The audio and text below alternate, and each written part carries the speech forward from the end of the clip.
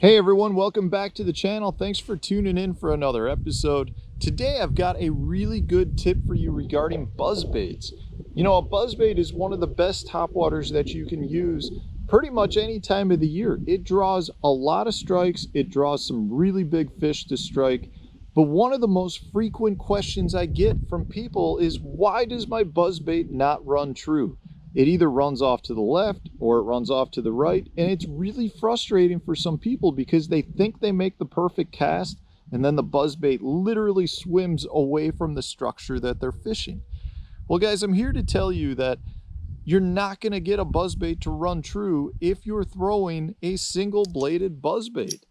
You know, this Dirty Jig Scott Canterbury Pro Buzz right here is a counterclockwise rotating blade, and therefore it's going to run off to the left. So every time that spins, these fins are grabbing it, grabbing the water, and it wants to pull that bait off to the left.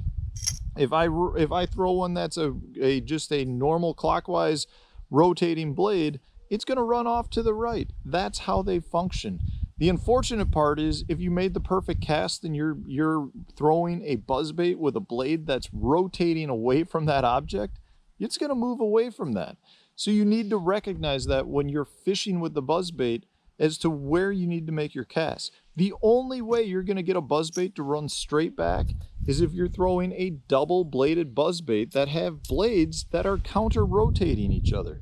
Because then one is pulling to the left, one is pulling to the right, and it runs true. It runs straight back to you. So you can do that. But I'll tell you, in a lot of instances, I don't want to throw a double bladed buzzbait because a lot of times they're just not as weedless. You know, I think they get some good bites, but personally, I prefer throwing a single bladed buzzbait. But here's my tip for you, and I'm going to show this in the water when we're casting. If you're throwing a buzzbait, you want to make sure that it's going to hit your target. So you want to utilize the fact that your blade is going to pull your bait in one direction or the other. What I mean by that is, if you're going down a bank, casting to your left, and you want you've always got your targets on your left, you may want a buzzbait that's going to track into those targets. So for instance, if I'm going down this bank of rock, I'm going to want a blade that's going to rotate into it. I want a bait that's going to pull the bait to the right. So this is just a clockwise running bait. You can see here the blades are going to be grabbing to the right as they're spinning. So what that means is, when I make my cast down the bank, that bait is tracking into objects on the bank. You want it to click off every rock, every tree, every dock post, because that's where you're going to trigger your strikes. If you're not clicking your bait off of things, you're not creating nearly as many opportunities to draw a strike. So in this case, you see that this bait is running into the bank. It's running into those objects and it's clacking off of them. That's where I'm going to get my strikes. So if I want to hit that rock right there, I want a bait that's going to run into the right.